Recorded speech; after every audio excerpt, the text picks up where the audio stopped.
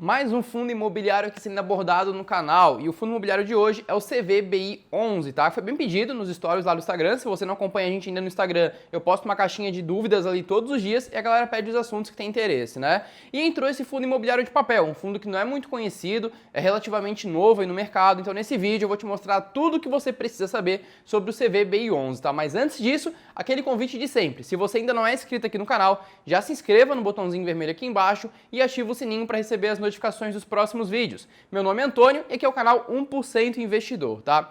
Seguinte, o CVBI11 é um fundo imobiliário de papel, né? Um fundo que tem dívidas imobiliárias, os chamados CRIs, que são certificados de recebíveis imobiliários, como por exemplo o IRDM11, o HCTR11, o MCCI11, diversos outros fundos da mesma categoria que existem na bolsa. Então a primeira coisa que a gente vai mostrar aqui é o preço dele, tá? Tô com uma colinha aqui para ajudar a gente durante o vídeo, né?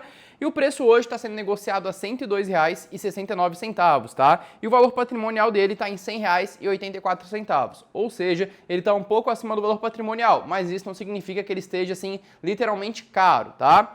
E depois os dividendos. E aqui que entra uma parte importante, né? Ele pagou 1,47% de dividendos no último mês. Se a gente multiplicar isso por 12, dá aproximadamente 18% ao ano. Só que a gente não pode fazer isso, a gente não pode analisar porque foi um resultado não recorrente, tá? Se você pega os outros dividendos do fundo, você vê que são dividendos, assim, não muito constantes, né? Pagou 60 centavos, 90 centavos, R$1, só que agora nos últimos meses ele tem pago muito por conta da alta da inflação, a alta do GPM, do IPCA, e ele tem CRIs atrelados ao GPM e ao IPCA. E isso acabou jogando os dividendos para cima.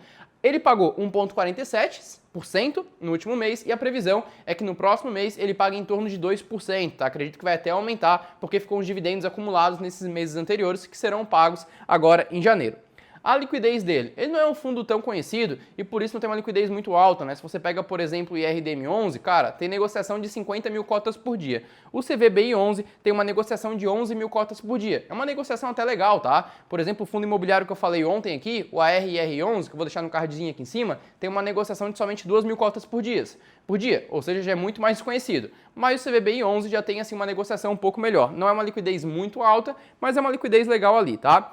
Em relação a ele ser high grade ou high yield, tá? Se você não sabe o que é high grade e high grade são aqueles fundos de papel que focam mais em segurança, tá, do que rendimento. Então eles pegam CRIs assim mais seguros com uma rentabilidade um pouco menor. E high yield são aqueles fundos imobiliários que pegam CRIs super arriscados, mas que tem uma rentabilidade muito alta também. Como por exemplo o caso do HCTR11, ele é um high yield. Agora se você pega o MXRF11, é um high grade. O MXRF11 paga menos dividendos, mas tem uma segurança muito boa, e o HCTR11 é extremamente arriscado, extremamente mesmo, mas tem um dividendos lá em cima, tá? Então essa é a diferença entre high grade e high yield. E o CVBI11 está mais pro lado do high grade do que pro lado do high yield, tá? Ou seja, ele foca mais na segurança do que na rentabilidade.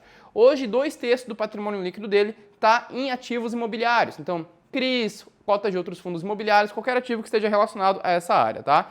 Ele começou suas atividades em junho de 2019, ou seja, tem um pouco mais de um ano. Não é um fundo super antigo na bolsa, né? Não é um fundo que tem 10 anos, 8 anos. Então por isso até que ele não é tão conhecido. Mas ele vem se mostrando aí ser um bom fundo imobiliário, tá? Eu vou te mostrar alguns pontos que eu achei bem interessante nele. E ele está entregando um resultado até bem legal, na minha opinião. O fundo hoje está com 96,9% do patrimônio líquido alocados em CRIs, ou seja, praticamente 100% do que ele tem são CRIs de fato, mas ele tem uma pequena porçãozinha ali, 2,7% do patrimônio líquido alocado em cotas de outros fundos imobiliários, tá? Que eu vou te explicar depois que fundos são esses. Ou seja, ele está migrando também para esse lado de ser um FOF também, né? De ter cotas de outros fundos. Eu acho isso legal. Você pega o IRDM11, o IRDM11 tem bastante cotas de outros fundos imobiliários. Isso traz uma rentabilidade, uma segurança legal para o fundo imobiliário também.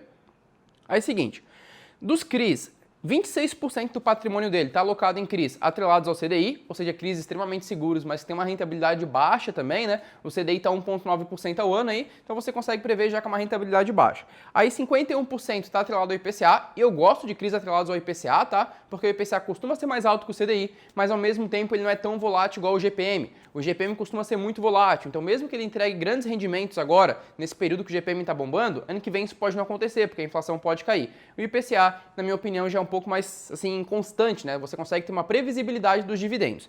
E depois 20% está atrelado ao GPM. Então isso eu acho um ponto positivo, ter mais CRIs atrelados ao IPCA do que atrelado ao GPM. Como tem 20% ali atrelado ao IGPM, isso consegue dar um boom, consegue aumentar um pouco os dividendos. Mas como a maioria é IPCA, isso traz uma previsibilidade na receita para os próximos meses. Você consegue depender dessa receita para o futuro. Eu sei que o CVBI11 não é um fundo imobiliário que paga dividendos constantes, você não vê uma constância nos dividendos, você vê que sobe e desce, mas eu acredito que a tendência é que comece a se normalizar, tá? Agora vai ser um pouco difícil, porque a inflação está bem instável, né? Mas como ele tem praticamente 50% atrelado ao IPCA, a tendência é que vire realmente uns dividendos constantes, tá? No longo prazo, claro, né? A taxa média é do que está atrelado ao CDI, é o CDI mais 2,2%, o CDI está 1,9, quase 2, ou seja, vai dar aproximadamente aí 4,1% ao ano, os que estão atrelados ao CDI, uma taxa bem baixa.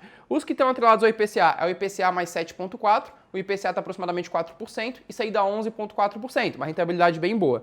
E a do IGPM é o IGPM mais 8,3%. O IGPM já chegou a bater 20% no acumulado dos últimos 12 meses, né? Então daria aproximadamente aí 28% ao ano. Uma taxa gigantesca, isso é bom pra gente que pode ser cotista do fundo, mas é péssimo para a empresa, né? Imagina a empresa pagar tudo isso de taxa, né, galera?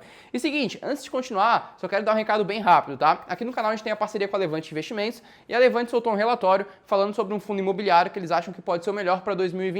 Lembrando sempre que o nosso canal tem uma estratégia de longo prazo, né? Mas não é por isso também que a gente não possa identificar uma oportunidade já para o curto prazo. E esse fundo é o XPIN11, tá? O relatório está bem completo, vale a pena ler ele. Não concordo com alguns pontos, mas achei o relatório muito bem montado, tá? Concordei com grande parte. Acho realmente que o XPIN11 é um grande fundo imobiliário e vale a pena dedicar um tempo para estudar ele, tá? Tá na descrição aqui do vídeo, só você clicar no link que está na descrição que você consegue baixar esse relatório gratuitamente, tá?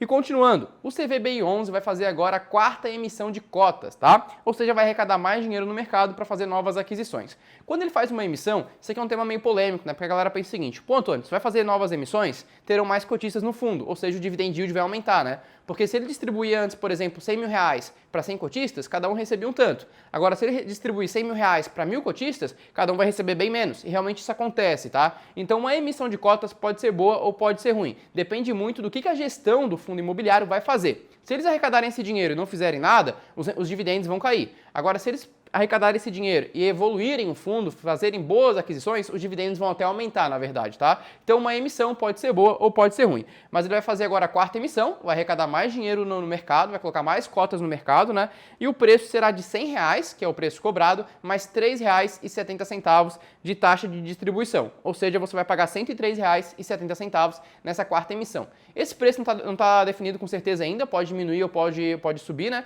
Vamos acompanhar os próximos dias aí, mas já divulgaram que terá essa próxima emissão. E os CRIs desse fundo imobiliário são bem diversificados, tá? Tem CRIs ali, por exemplo, do setor de shoppings, do setor de varejo, de loteamento e até de logística, ou seja, isso é um ponto super positivo na minha opinião.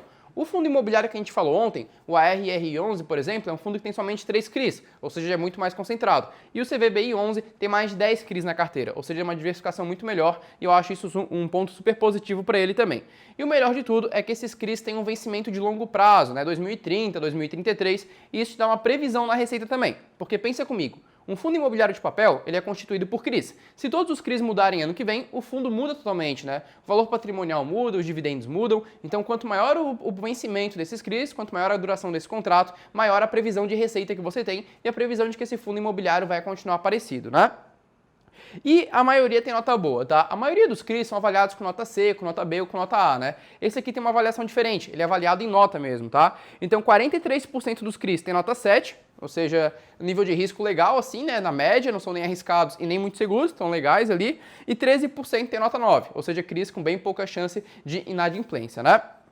E continuando, ele tem mais 3 fundos imobiliários na carteira. Tem um fundo BAR11, BAR11, que é um fundo imobiliário de recebíveis também. Tem um fundo PLCR11 e o RBR11. 3 fundos imobiliários de recebíveis imobiliários também, tá? Já divulgaram que eles pretendem comprar mais cotas de fundos imobiliários de papel também. Eles não pretendem comprar de tijolo, tá? Eles querem realmente focar nesse mercado aí de recebíveis imobiliários. E hoje, só que hoje, esses fundos imobiliários não representam nem 3% do patrimônio líquido. Representam somente 2,7%, como a gente viu no começo do vídeo. Tá, Antônio, qual a tua opinião sobre esse fundo imobiliário? Cara, lembrando sempre que esse vídeo não é uma recomendação, também não é uma análise, tá? É somente o meu ponto de vista sobre esse fundo imobiliário. E na minha opinião, pode ser um fundo imobiliário promissor para o futuro, tá? Por que eu gostei dele? Seguinte, acho que o preço está legal. Se você pega outros fundos imobiliários de papel aí, costumam estar com preços muito mais caros, como por exemplo o IRDM11, tá com preço aí 30% acima do valor patrimonial, né? E esse aqui tá bem pertinho do valor patrimonial. É um fundo bem diversificado, tem crise de diversos segmentos, de logística, de shoppings, de varejo. Eu acho isso um ponto positivo. As empresas devedoras são empresas que não estão assim, não tão ruins financeiramente, são empresas saudáveis, tá? Os CRIs têm notas boas de 7 para cima, isso é um ponto super positivo, ou seja, o risco de inadimplência é mínimo, né? E o vencimento desses CRIs também é para o longo prazo. Ou seja, isso dá uma certa previsão e dá uma certa segurança para o investidor. Se você comparar com outros fundos imobiliários de papel do mercado, cara, tem fundo imobiliário melhor, tá? Eu acho o CPTS11 melhor, acho o MCCI11 melhor e até o IRDM11 melhor. Mas isso não torna esse fundo imobiliário ruim, até porque ele é recente, cara. Ele pode crescer muito no futuro ainda. A gente não tem nem 2 anos de existência ainda desse fundo imobiliário no mercado, entendeu? Então pode ser que ele cresça muito, que ele pegue crises ainda melhores, que ele se multiplique muito e que o preço suba muito também. Não tem como saber. Mas nesse momento, eu acho que ele não é o melhor do mercado, mas também não acho que ele é o pior. Mas eu acho que vale a pena acompanhar. Eu acho que dá para assim acompanhar como é que esse fundo vai começar a andar nos próximos meses, ver se ele vai entregar bons resultados e principalmente o que ele vai fazer com o dinheiro dessa 4ª emissão de cotas, tá? Eu tô acompanhando esse fundo, tô acompanhando outros do mercado também, mas um ponto que eu acho que vai ser assim bem significante para mim será a decisão do gestor do que fazer com o dinheiro arrecadado na 4ª emissão de cotas. Ali a gente consegue ter uma ideia se a gestão é boa ou se a gestão é ruim, né? A gente consegue ver o poder de decisão deles, beleza? Espero que você tenha gostado desse vídeo, espero que tenha te ajudado e até o próximo.